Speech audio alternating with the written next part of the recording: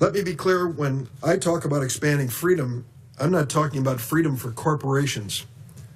We the people does not include corporations.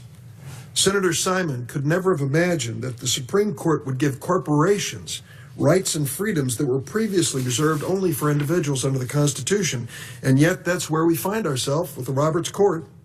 It's often said the Roberts Court is a corporate court because of its pro-business tilt. A study by the Constitutional Accountability Center found that the court ruled for the U.S. Chamber of Commerce 69% of the time. The court has certainly favored big business on issues like forced arbitration, corporate price fixing, workplace discrimination cases, just to name a few. But the Roberts Court has gone further than just ruling the way corporate America wants.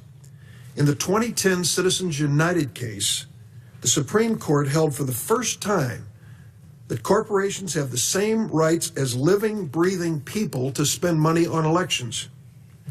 And that was followed in 2014 by the Hobby Lobby decision, which allowed for-profit corporations to discriminate against employees based on the corporation's assertion of religious belief.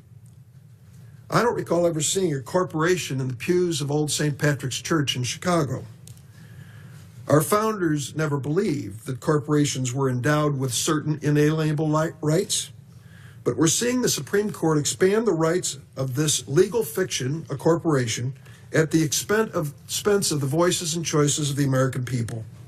This strikes at the heart of the Supreme Court's promise to provide equal justice under the law. Judge Gorsuch, you took part in that Hobby Lobby case when it was before the 10th Circuit.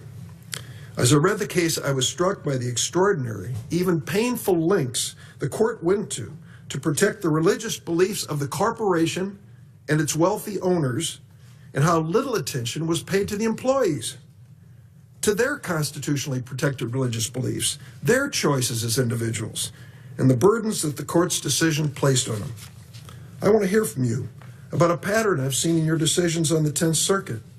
In case after case, you've either dismissed or rejected efforts by workers and families to recognize their rights or defend their freedoms.